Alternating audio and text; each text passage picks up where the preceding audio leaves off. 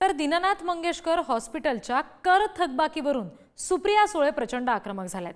पुणे पालिकेनं मंगेशकर हॉस्पिटलकडून 27 कोटींचा कर वसूल करावा असं सुप्रिया सुळे यांनी म्हटलेलं आहे। या संदर्भात आता आक्रमक भूमिका सुप्रिया सुळे यांनी घेतल्याचं आपण बघतोय। मंगेशकर हॉस्पिटलकडून कर वसूल केला नाही तर आंदोलन करण्याचा इशारा सुप्रिया सुळे यांनी दिलाय। दीनानाथ मंगेशकर हॉस्पिटलकडे महापालिकेच्या 27 कोटींचा कर थकीत आहे। पुण्यात मंगेशकर हॉस्पिटलमध्ये गर्भवतीच्या मृत्यूचं प्रकरण घडल्यानंतर आता या सगळ्या बाबी समोर येत आहेत आणि शरद पवारांच्या राष्ट्रवादीकडून सातत्याने याबाबत आक्रमक भूमिका घेतली जाते।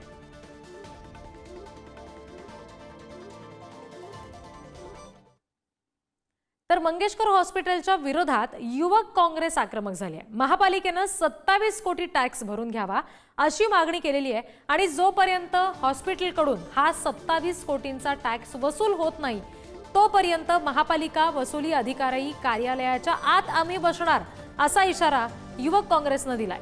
काँग्रेसचे रोहन सुरवसे यांच्याशी या सगळ्या संदर्भात बातचीत केली आमचे प्रतिनिधी बालाजी पोद्दार यांनी।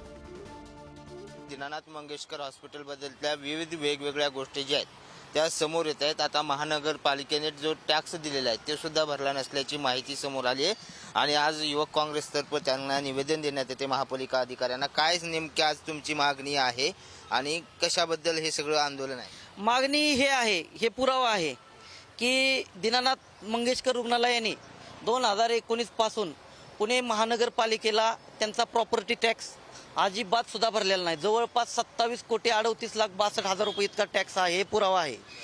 मग मी म्हणतो गेल्या 6 वर्षापासून दीनानाथ रुग्णालयाने टॅक्स भरला नाही तरी पुणे महानगरपालिकेचे टॅक्स विभागाचं प्रशासन झोपा काढतंय का?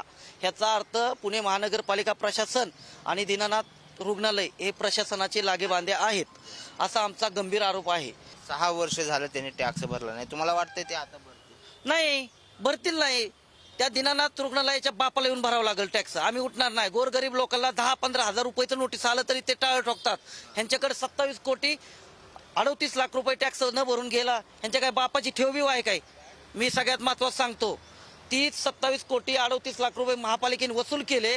महापालिकेच्या रुग्णालयाला जर सुखसुविधा दिल्या तर गोरगरीब जनतेला ह्या प्रायव्हेट हॉस्पिटलच्या दारात भिका मागावं लागणार नाहीत।